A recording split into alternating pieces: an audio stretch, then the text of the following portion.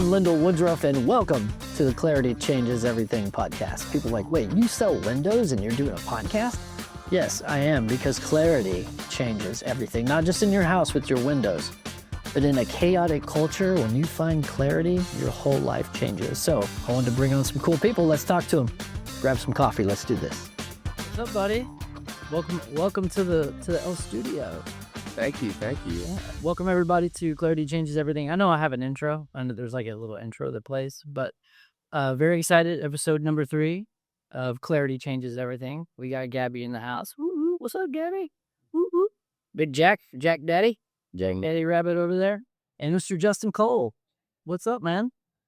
Man, it's crazy. Like, ironically, just before we started recording, we're touching on the life of an entrepreneur type stuff. Yeah, and that's crazy.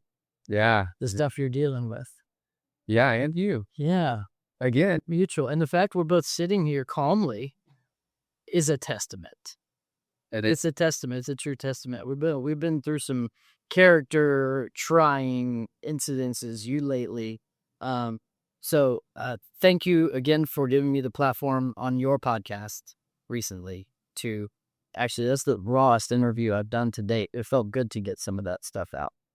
So thank you for creating an environment that allowed me to do that. So I wanted to do the same thing for you, man. Bring you in and talk about the journey, some things that have obstacles that you've overcome, massive amounts of chaos in finding clarity. So go ahead. How do you want to start? Where do you want to start? I want to hear the highlights, man. well, yeah. First of all, you're welcome for joining. Well, first of all, me joining you, and thank you for joining me on my podcast. It's really kind of, again, to circle around to what I touched on a minute ago. Like, I got here at exactly 1:00, and that's exactly when this started. And that's because every single second of my morning and early afternoon has been just nonstop. You mentioned before we started recording that the last 3 weeks have pretty much been that way for you. And honestly, the last, for the most part, I hate to say it, but 10 years have been that way for me. Just on the cusp. Our cusp of losing it and keeping it together at the same time. Yeah, man, that's the life of an entrepreneur until you get to what I call the cruising altitude. Yeah. And that cruising altitude, is like, there's a lot of like memes and stuff that come to mind when you think about cruising altitude as an entrepreneur, because 9 times out of 10, you think you get to that steady cruising altitude. You find out you just lost an engine. Yeah. It's going down in flames, baby. It's a lot, dude. It's crazy. It really is. So, what? You're in the car business. You've had a long-standing career in vehicles, and I know that industry is. I don't know anything about it. I've never worked in it, and some of the things you've been able to do have been really, really cool. And I want to back up and let's talk a little bit about. Like, you and I have known each other a long time. Played golf together in high school. Had some fun times. I experienced some things that were not, that were less than favorable that happened to you, by some people at the school, and I think it turned into a legal situation, didn't it? Oh yeah, it was a sad, scary thing. Yeah, it was. I don't know if you'd like me to kind of share the story or kind of the cliff notes, or maybe a cliff notes, because I think that particular event, the effect that could have on anybody, could be tragic. Because I'm sure there's just a ton of trauma wrapped around that, and I would love to talk about how you handled that and were able to shift gears to respect yourself enough to build what you have built for yourself. Because, I mean, I never experienced bullying, and you see it all the time, but what happened to you was like next level. Yeah. And we don't have to talk about who or anything like that. This is not that kind of thing, but it's a situational thing. I would love to hear this is kind of the experience and what I did that started to propel me forward. I would love to hear that. Absolutely. Yeah. So as you alluded to, it was next level. So as you also said, the names aren't important, Right. because it's not about that. It's as you said, we want to hear about how I turned it around from that point. Right. Well, it's a victory story, man, and I think a lot of people could benefit for hearing some details on it. Yeah, yeah. So, uh, again, Cliff Notes version. Uh, I, as you know, apparently didn't get permission from a group of people that we attended school with when we were in high school to do something that well, I thought I got permission to do something, and it turned out that it was basically a setup for them to eventually jump me, and they nearly killed me. It was when I finally went to the emergency room. I found out that my left orbital lobe, where the eye sits, was in like 27 pieces, like where the bridge of the nose, the bone, like where that ends and cartilage begins. So this area, like for those of the listeners, I'm describing kind of the middle section of my nose again before the cartilage begins. So from that point in my nose around the bottom of my eye, again, was in 27 pieces, and there were cracks running through that general area. So the doctors told us, my family and I, that if I would have been hit or kicked one more time on the left side of my face, I'd probably be a vegetable or dead. Oh my god. Yeah, so in a little bit more detail on it, since, people are probably wondering like how in the world that happened. Again, it was a setup. I was pulled out of a vehicle, distracted, sucker punched in the face, and then assaulted by multiple people. Yeah. Um, Again, just high school trauma Yeah. type stuff. Yeah. And then the initial sucker punch didn't drop me, and I think the guy thought he would drop me. And I responded with, "Why'd you hit me? I can't see," because he did pop me pretty good. And then I heard something along the lines of, "What, mother effer? You can't see?" And then take. And then the next thing I hear is, "Get up, get up." And they're, hitting me, kicking me. And I thought that I'd been hit one more time, hit the ground, and they were yelling at me to get up immediately. But apparently I was knocked out. I was unconscious for, they say, about a minute or so. And that's when I sustained most of the damage. And Usually, because while you were passed out, you were still getting beat.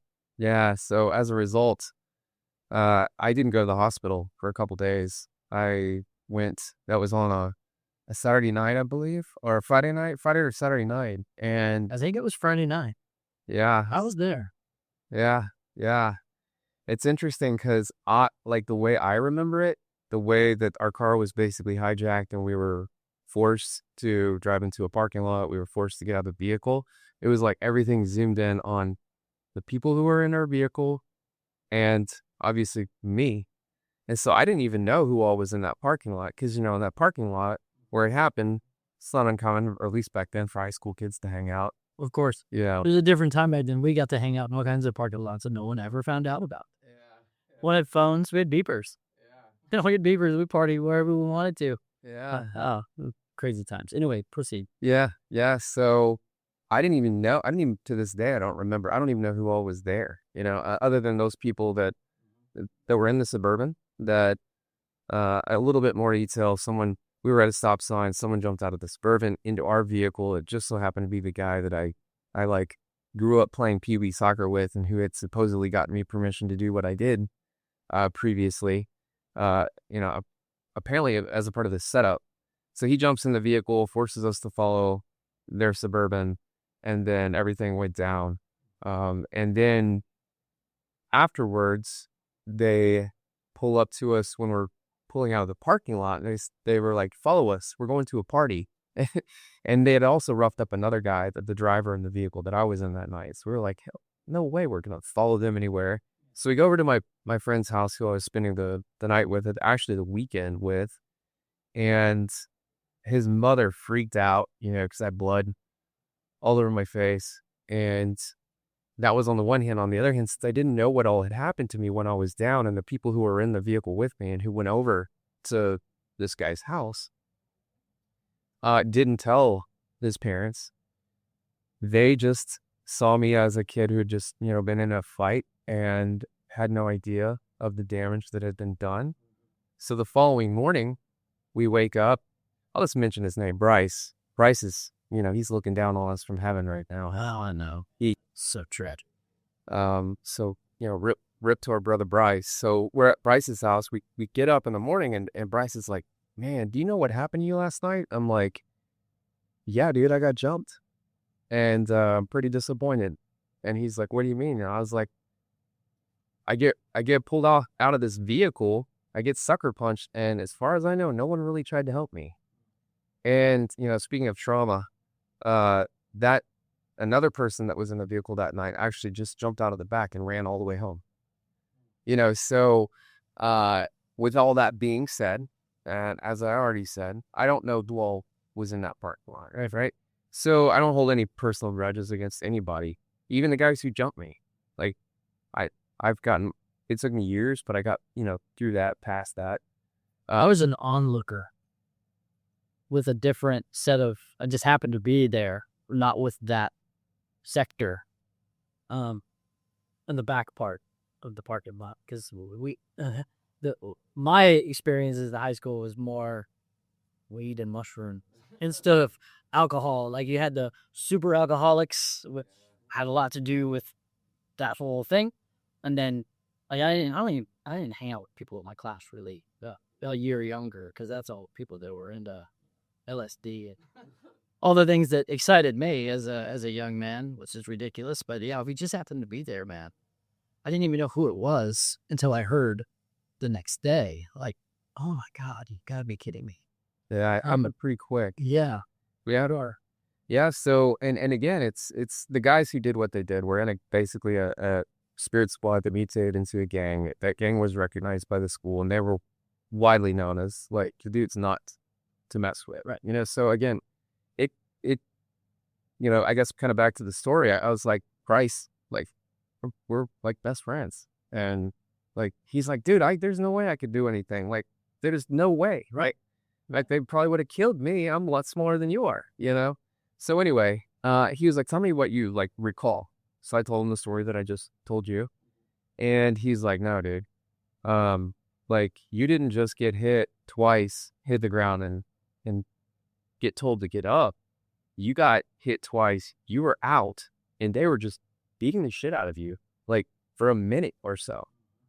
And I'm like feeling my face and the swelling's kicking in. There's all this, inflammation and, pain, inflammation, swelling, that's synonymous. But anyways, like it didn't feel quite right, And so with all that being said, I still didn't go to the hospital initially.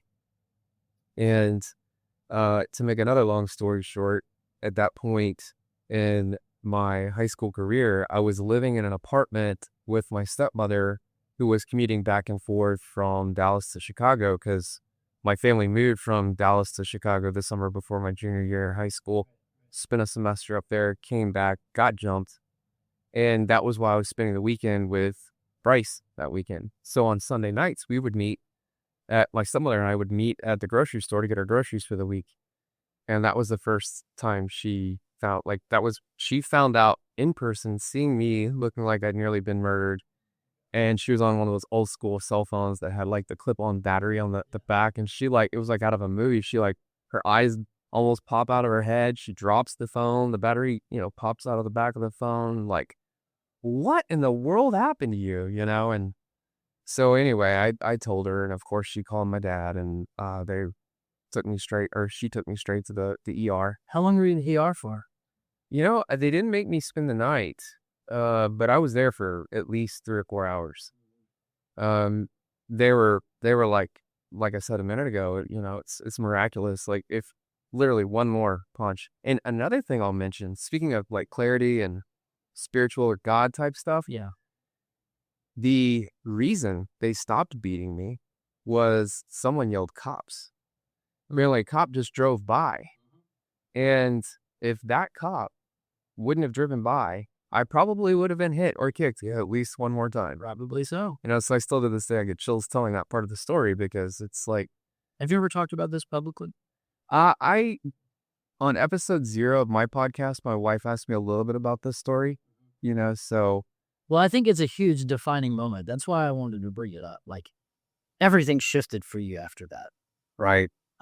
You were a standard kid from the suburbs with, privilege, if that's what we want to call it, successful family, great upbringing, just kind of that typical North Dallas suburban life that you know about. And then something like this happens. I can't even imagine what that did to you mentally.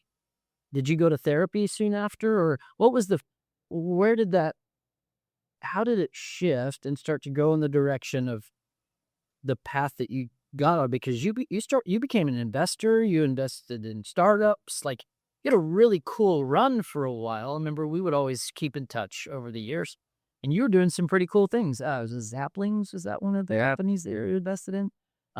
So I want to know a little bit about that. Like, what did you do to start working on your mindset? Because I can't even imagine what that did to you mentally.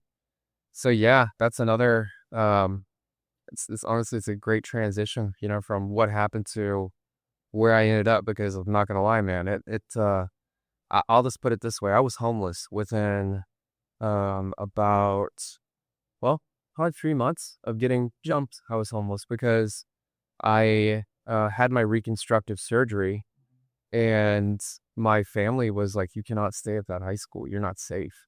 And I was like, I moved to Chicago. It was a disaster. And that's not on my family. I'm not blaming anyone for that. Even though I was a minor, I took responsibility. Even though it was right in the middle of high school, I should have tried harder probably to like it there, or fit in there. So anyways, it didn't work out there. I come back, I get jumped, I have the surgery, and they try to force me to move again, either back to where I just come from, or down to Temple, Texas, which I don't know if you know Temple or not, but it's about as polar opposite from Lake Highlands or Old Dallas as you ever that. So I was like, I'm not doing it. Totally different world, huh? Yeah, yeah. So I refused. They got a Bucky's now, though. Temple's got a Bucky's. Driving south to Austin is always a good time. I have cute Bucky's to choose from. Yeah, So yeah, like keep going. I want to. Yeah, I know how this. so I refused, and initially, and it was basically like, okay, well, we're getting rid of this apartment, and those are your options: Chicago or Temple. And I was like, actually, there's another option. And that is that I take my stuff and I go do what I need to do to survive, because I'm not doing a third high school in less than a year. And I guess they called my bluff, and I wasn't bluffing. Yeah. So I was literally homeless. There's a Motel 6 off of 635 in Plano Road. I lived there for a little while, and then there's a budget inn and suites, I think is what it's called, at Forest Lane and 635. It is basically an apartment complex for felons. Yeah. That was one of the places I ended up living right after I got back from LA. Like 14-year-olds in the laundry room trying to sell me heroin. And those places are not ideal. Yeah. For sure. And you were there for how long? And Man, that's between the Motel 6 and the budget inn and suites, it was probably, I don't know, 6 to 8 weeks, something like that. I was doing just random, changing oil at there's an oil change place over by she was in a car business that long. yeah, I mean, I was like, oh heck, I started restoring cars before I could even legally drive, so. Well, you had a sweet one when we were in school. Was it a Shelby or a Cobra? So I had a 68 Mustang Fastback. That was the first one, kind of like the movie car from Bullet with Steve McQueen. And then I had a 70 SF 396 Chevelle. So I did a bunch of work to the Mustang, sold it, bought the Chevelle, sold the Chevelle. Then there was a 96 Mustang Cobra. Yeah, the 96 Cobra. That's the one. However, that Cobra was not, like when I moved back from Chicago to Dallas, my baby had to stay in Chicago. I was with that. Yeah. I remember that, yeah. Yeah, so that was, I guess, part of the negotiations. If I got to leave Chicago, that Yeah. I had to leave the Cobra there. And so, yeah, I had no car. I got around on a GoPed, a little gas-powered, like a weed whacker engine on the back of a skateboard, basically. And, yeah, man, I'm not gonna go into like all the details about everything I had to do to get by, but it was changing oil and doing whatever I had to do, and so ended up in an apartment, um, and was hanging out with the kind of crowd that you might expect someone to hang out with if they were a minor working as a waiter at TGI Fridays. Of course, that was my next job. Know the industry all too well. Yeah, And so, for sure. yeah, man, we ended up, uh, it was just the party lifestyle, because that's what young people do, that are lost. And Remember the movie Cocktail? yeah, You remember how he describes the lifestyle of a bartender? You remember the phrase? I don't know. He said bartending is like it turns into one long night with a few comatose daylight hours. There you go. There you go. Perfectly describes that industry. Yeah. I mean, my alcohol got so bad, I got fired from Papacitos, I think, 3 times. When you get fired from a restaurant, but for alcohol, like, you definitely have a problem. Yeah. That's the whole life. Yeah. So where did it go? How did you shift into business? So yeah, as I kind of already alluded to a little bit, well, I'll go back just a little bit further to touch on. At 12, I started mowing lawns to buy that first Mustang at Core Team. So I was an entrepreneur at a very young age. And as I kind of alluded to a minute ago, there were other things I had to do to survive, to get money. In addition to the oil changing that I was doing and bartending, or excuse me, waiting. I was a waiter back then. I was also a bartender at one point. But anyway, so you can, the lifestyle very well. Yes. And we I had another one of our buddies from high school, I'm not going to mention his name, who was staying with me at the apartment, and we ran into some people at a club, and they gave him some money. It's kind of a loan type situation, and he didn't pay him back. So they came one night when we were out at a different club, and they robbed us. I mean, broke into the apartment, just destroyed everything, took anything that was worth it. It's the same person that robbed me. You hear about that? No. Yeah, my apartment got robbed at Greenville and 635 right after high school Really? by someone that I was helping. Wow. I don't know where he ended up, but that'd be weird. Anyway, twist of fate. We can talk about that later. Yeah. So carry on. Yeah. So at that point, since I'd lost everything, like I lost my job, like my waiter job. I got fired too. Over something I should not have said to a customer because she got a attitude with me, and so I lost my job. I had it's basically like rock bottom, right? Nearly been murdered, reconstructive surgery, homeless, worked my way up to having a place to stay and a decent job that I could hopefully parlay into a bartending position, and then, who knows, maybe go to a steakhouse if I didn't go to college. Right. Which is a 6-figure career. Yeah. Yeah, those dudes make bank. Yeah, for sure. Yeah. So I submitted and went down to Temple, but I refused to go to the normal high school because I didn't want to do the whole join the crowd, type thing again. And I went to the alternative school with the pregnant girls because I had no desire. Like, they were like, you can graduate early if you do this, so I graduated. Oh, the chances of finding a girlfriend in a place like that are better. Yeah, I'll get back. They're down. Yeah, whatever. They're down and they're looking for a daddy for that baby, Yeah. I don't care if you are a busboy. Yeah. And ironically, I was. That's awesome. I was at a Mexican place down there. I was a busboy. That was one of my jobs when I got there. So anyway, yeah, it was very interesting going to that school. Graduated from high school a semester early. But again, I was lost. I didn't know it. Went up to the Oklahoma State University with the intent to get my athletic career back on track. Wanted to play at Oklahoma State. Les Miles was the coach back then. But man, I was so out of whack that it just didn't work, and it wasn't gonna work in Stillwater. I don't know if you've been there or not, but it's a very ag type city, small country town, like a college town. And I'm more of a big city guy. So transferred from Oklahoma State to I never even enrolled at the University of Texas. The goal was to go to Austin and play at the University of Texas, hopefully. But that's back when Major Applewhite and Chris Sims, Phil Sims' son, Chris ended up in the NFL too. There's no way I was going to be a quarterback at the University of Texas in my college career. So then I end up transferring after getting into some more trouble down there. I transferred to the University of Wisconsin.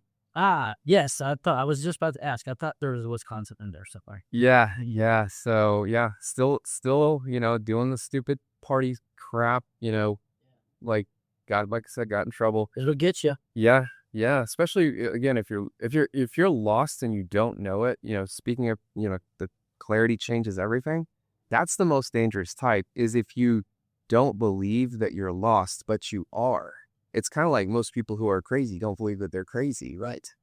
So I'm just wandering around in life thinking that I'm actually going to have a shot at getting back on the football field at a D1 level when there's really no way. But I believed that I could, and so anyways. All being lost in the sauce. Yeah. And so then I end up at the University of Wisconsin. There, I actually, I buckled down and got back into shape. And my goal was to take my intramural team to the championship and then walk onto the football team and play there. But I screwed up my throwing shoulder in that very first season intramural. And that was pretty much it, because I'd already missed a couple of years of college football. And with an injury like that to a throwing shoulder, it was for me, it was career ending. So anyways, that is when and meanwhile at Oklahoma State and the University of Wisconsin, and even a little bit before the University of Wisconsin, I went to a tech school to just knock out some of my basics for college to get my GPA back up to get into the University of Wisconsin. So I get, into Oklahoma State. I'm lost, but thinking I want to play football. I'm floating around from major to major there. Get to the University of Wisconsin, floating around from major to major. And why? Because when I was a kid, my dad always said, don't ever do what I do. And he was an accountant, right? So I lumped all of business into that same bucket. Whereas in business, there's a lot more than just accounting, So when that passion for football, when it was clear that I would never be the next Troy Aikman, when that became clear, or that clarity was reached, I was still wondering. And then I hear University of Wisconsin has one of the best business schools in the country, over and over and over. Kept hearing that. It just pop up randomly in different places. And that's kind of the spark that kind of triggered the aha. It's like an internal connection. It was oh, that's my next mission. I'm going to get into one of the hardest business schools in the country. Oh, is that what's got? It's got a reputation of that? Yeah, at the time, they told us once we were in, or because a lot of universities, you can just declare a business major. There's no getting into undergrad, like a undergrad major. Well, at the University of Wisconsin School of Business, as an undergrad, you have to apply after you get into the university. And when they sat us down and talked to us about the statistics, they told us that it was harder to get into the University of Wisconsin's undergrad School of Business at that time than Harvard. And they did the whole look to your left, look to your right, look in front of you, look behind you. One of you is going to get in. So, one out of 5 after you've made the cut to get into the university itself, which is hard to get into. So I was oh shit, I might not even get it. This is a real deal challenge, And sure enough, man, I thought I had learned how to study. And I have dyslexia. That's why I was never a rock star when we were in school. I didn't know that I could hang with the kids in the honors classes. And anyway, I ended up I had to drop one of my first business classes that was a prerequisite to get into the School of Business, because my grade on the first exam was so low that if I finished the class, I'd probably end up with a C, and there's no way I would get in. So another moment of clarity, I don't know how to study, and there's probably something wrong with my head that is going to prevent me from ever getting into the School of Business. So I had to go through a whole process. Tell what kind of trauma you may have suffered. Oh yeah, I had there from that. I had prefrontal brain damage which caused a lot of things, rebound headaches, issues with sleeping, cravings for alcohol and other things, so, but as far as therapy goes, man, I never really have, like, of course, when there was trauma in my childhood, they would take my sister and I to talk to a counselor, and went through that rigmarole stuff, and we got out. And then, when all that stuff was happening in high school, they did, you know, make me go to talk to a therapist some, but Have you done any as an adult? Not really process through that stuff and see if some of those things may still be lingering and hanging on that, yeah, because knowing you to kind of, so what I did is went on a mission when, um, I guess to kind of come full circle to where I was in the story. So I end up taking these tests at the University of Wisconsin that analyze like what's going on in your brain. Like you had dyslexia as a child and you worked your way out of it. I was in special ed in the first and half of second grade oh, because I could add mixed fractions in my head without being taught what they were, but I wrote my name backwards. So it was like this super, yeah, before I got into elementary school, they literally thought I was a genius because they were like hanging some curtains and they were like, okay, this measurement is 15 and a quarter and this measurement is 13 and a half. And I was like, it's 28 3/4. little Rain Man mixed with Goodwill Hunting or something. Yeah, it was crazy, So they were like, That'd be a cool character. Wish Rain Man and Will Hunting. yeah. Right. Yeah. So I went from like being this, they expected me to be the next Einstein or something to like, I can't even write my name. And I hated it so much. I hated school so much. I was so embarrassed that I couldn't read and write like the other kids that I would literally run away from school. Like they would take me to school and I'd run all the way home, And so anyway, it all came full circle. I had to take this super in-depth IQ test and they ended up telling me that I'm like, that the raw computing power is still there. And because I have dyslexia, I needed accommodations. They basically transcribed every one of my assignments for reading in college into something I could listen to.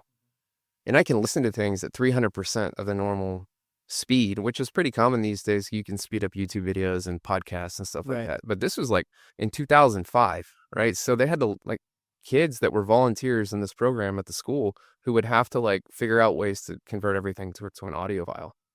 Once that happened, dude, it was pretty much lights out. Like I could retain the information way better. I could hang with the kids in this little business. Sure enough, yeah, I mean, it was life-changing. And I wrote a business plan for a classic and exotic car dealership, kind of just because that was a dream. I've always, you love to restore cars. So that's kind of the first venture you really started. I'm going to take my hobby that I love doing and form a business around it. And you had some awesome cars. You've had like some very classic, very rare, very high dollar freaking cars. Like you've told me some stories about people that you had met, I think probably up in the Midwest and how the whole thing happened.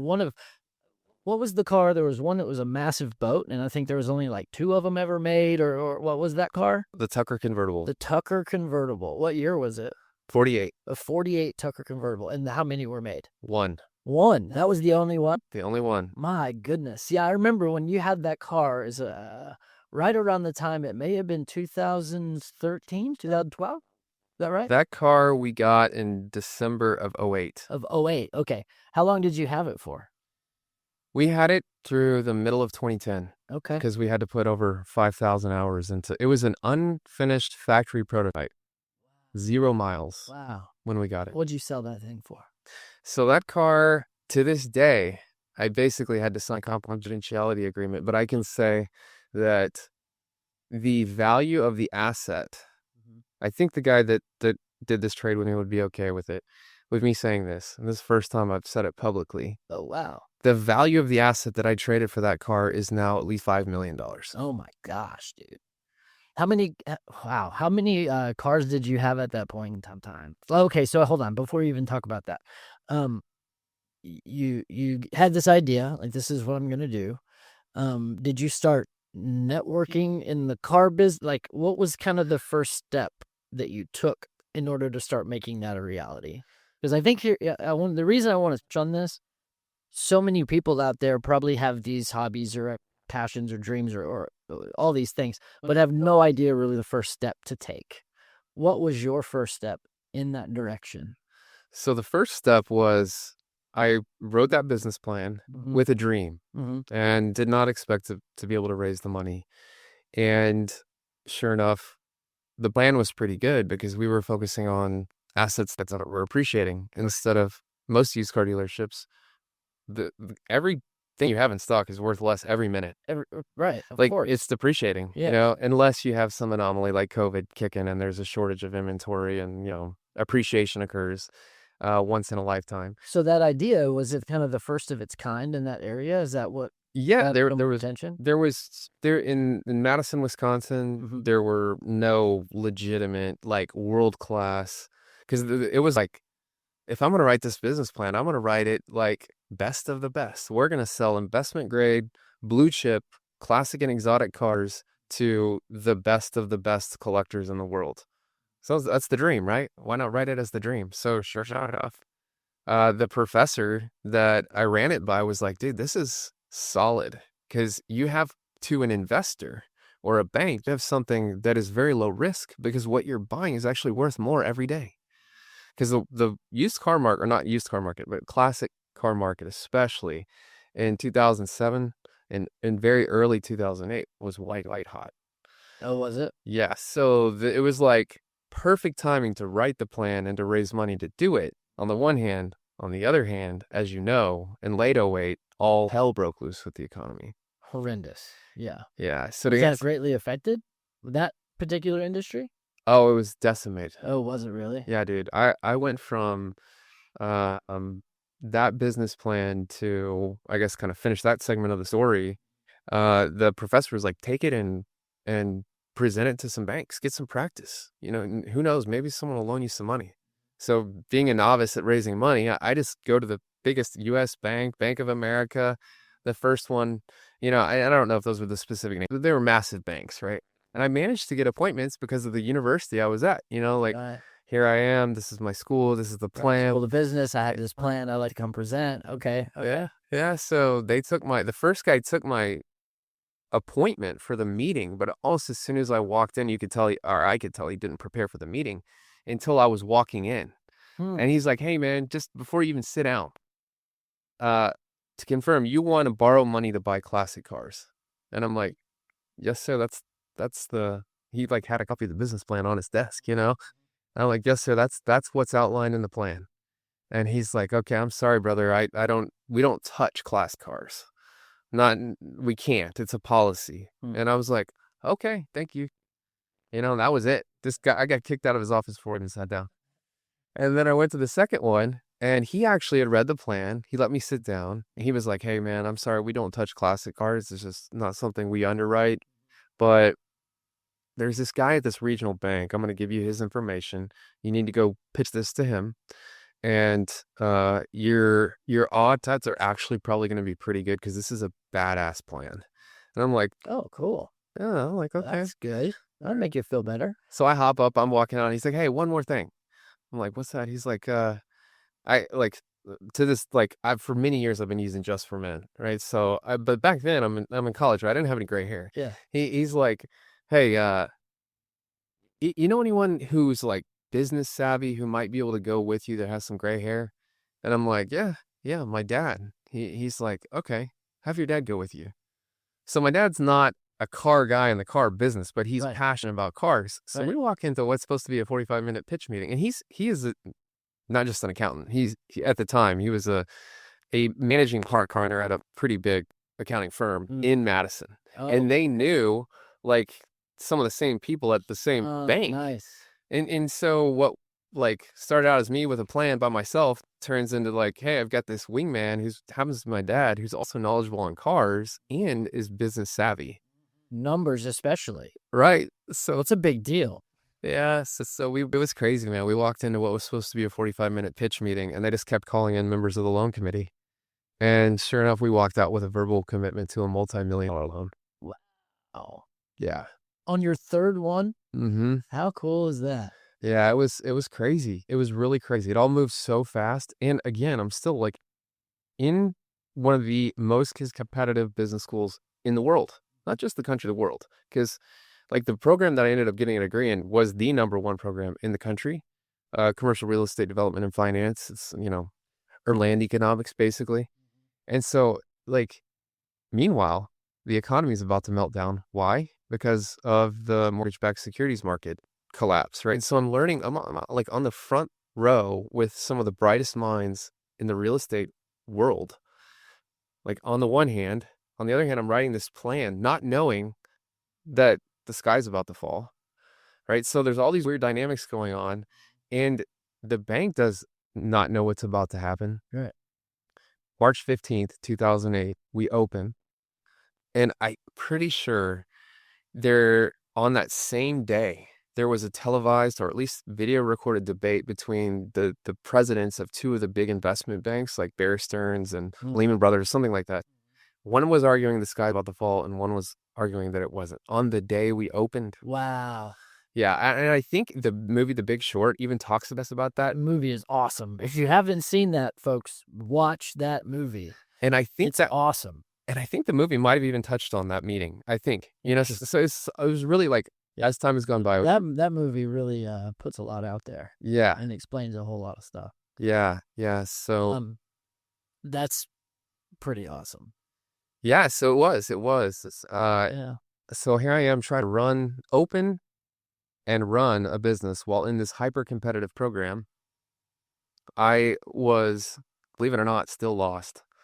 Like I wasn't just a commercial real estate development major, development and finance, urban land economics, whatever you want to call it. I was also marketing and accounting were also on my, like, I was thinking about being a triple major because I was still lost. I didn't know. They're like the clarity. Yeah, I would love to open up this car dealership, but that's probably not going to happen.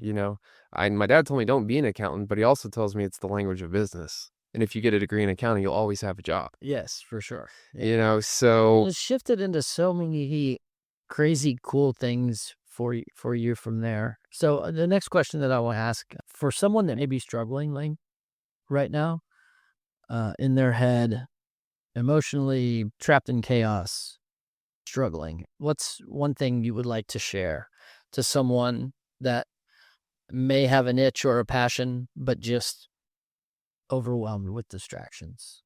What would you like to say to that person?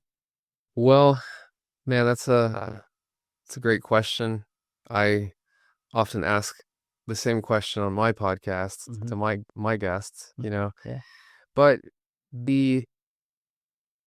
I know we've got limited time, but to come full circle to your earlier question about therapy, I started reading. I've read over 400 books that focus on self-help and successful people, and one thing led to another, and I ended up reading these books by Mark Divine, who has become my coach, mentor, even kind of fan. He's been on my podcast. He was my first guest on my podcast. Yeah.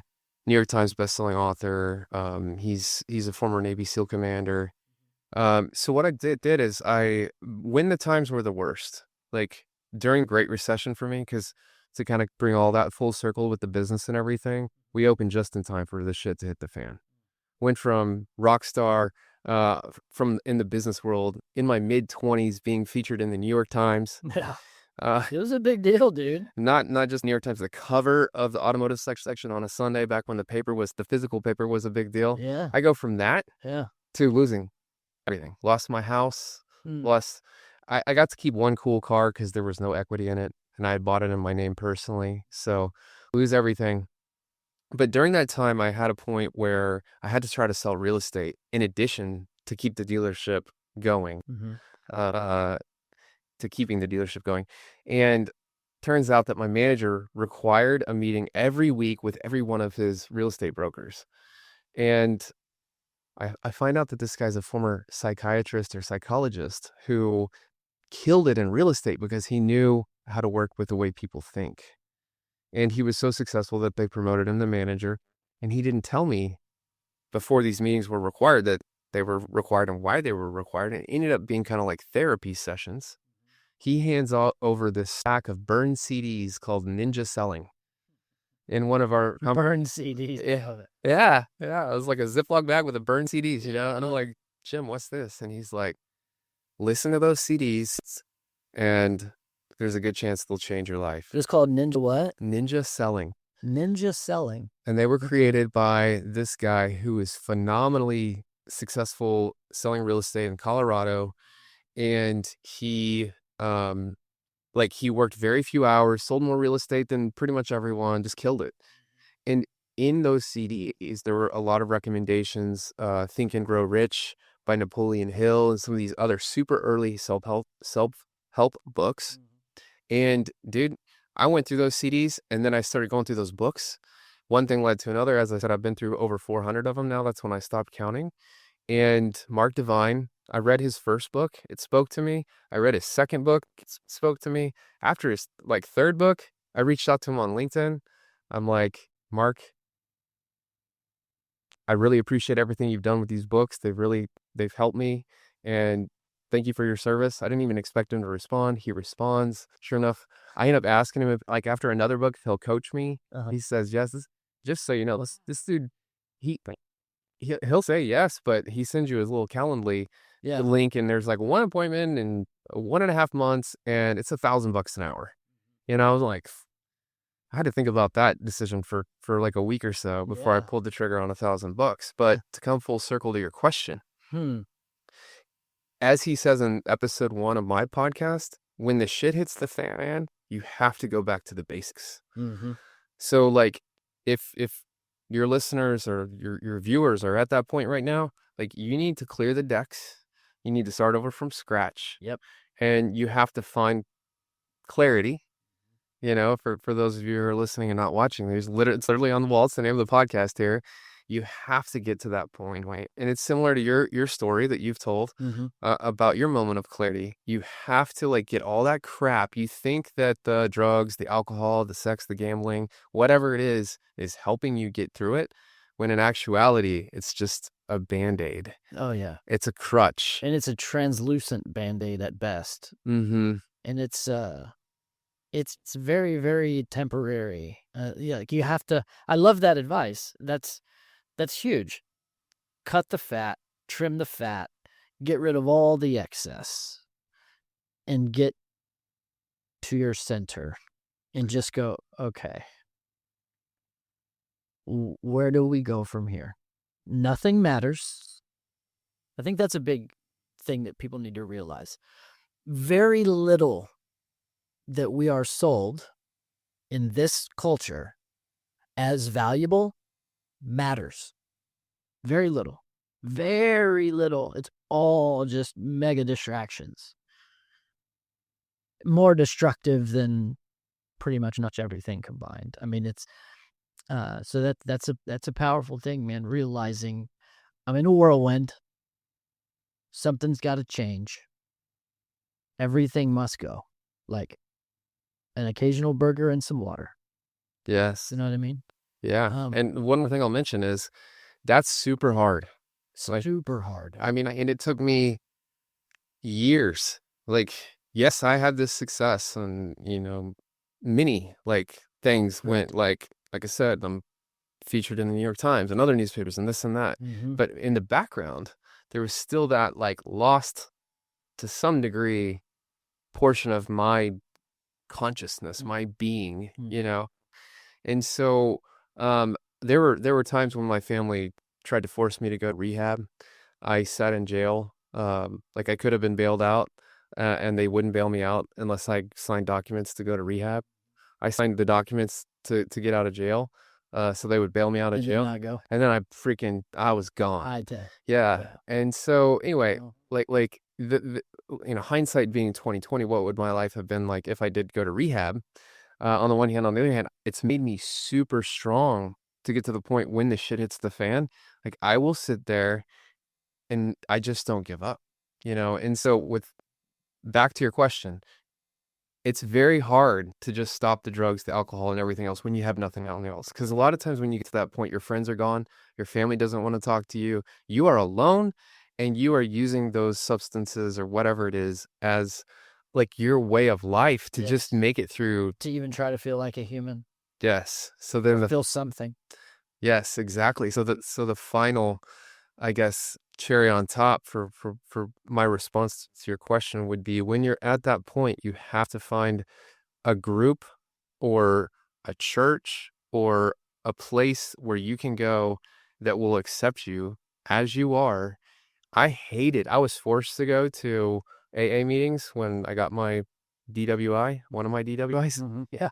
And I hated it because I was still lost. I refused to believe that I had to, the Serenity Prayers says something like, God, please allow me to accept the things that I cannot change. Right. I refused to believe that I was an alcoholic and that I couldn't control my behaviors. I struggled with the same thing at the very, very beginning. What do you mean I'm powerless? I'm not going to say that. What are you talking about? Yeah. So much ego. The ego is not your amigo. There was one dude that used to, one old school cat in AA, I think he's been sober since 76 or something. That's what he used to always tell me. He'd say, Woodruff, you're too smart for this program. And I'd say, well, thank you, sir. That's not a compliment. Your ego is not your amigo, son. You're going down in flames if you can't get rid of it. He used to tell something that all the time. Love that guy. That's the perfect advice. Strip it all away. Back to the basics. Align the internal stuff. Take it to God. I can't do this. Something very powerful about surrender. Just the act of surrender in general, right? Just the act of it, which is kind of funny because the name of your podcast is No Surrender, which is a great play on words, right? Like, no surrender from a perspective of don't give up, right? But surrender, control of trying to keep it all together is so powerful, man. Yeah. So powerful. Yeah, man. It's we can. I would like to have you back on to talk a little bit more because I think one commonality that we have that I didn't even realize, it was a set of CDs that my mother gave me to listen to that put me on the trajectory of personal development. The one she gave me was called Your Wish is Your Command. Wow. Kevin Trudeau. He ended up going to prison. I mean, for some like weight loss book or something. But the CDs were amazing. Wow. And the set of CDs is what totally changed the trajectory of my life. So I'd love to, next time we meet and talk about this, talk about the stuff we learned in the CDs. I think maybe part 2, that's what we make it about. The stuff we learned after stripping down to the basics and figuring out once there's nothing, then you got to figure out the right things to plug in. Absolutely. Because you basically have a blank slate. Yes. It's like kind of looping back to Mark Divine. It's like you have to, one of his big things, in addition to going back to the basics, is repetitions of doing the right things, developing patterns. Being a Navy SEAL commander and being the honor man in his Buds class, number 1 in his class, the dude is a beast. And these SEALs, we had another SEAL named Larry Yatch on our show who talks about every single SEAL on this planet has a switch that when it flips, they're a different person. It's like, are they even a person anymore? Because all of a sudden they don't really feel pain. Right. All of a sudden they will keep running well beyond their body's limits. Yeah, those dudes are insane, man. Like that's a whole. I would love. Where does he live?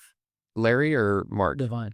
He's in California. He's in California. I'd But- love to talk to that guy. But yeah, I guess, kind of in closing, like the repetitions are critical. Like you're going to crave that alcohol. You're going to crave those cigarettes. You're going to crave you're going to have the shit hit the fan and it's going to look so easy to grab that bottle. It's going to look so easy to grab that pill, Yeah.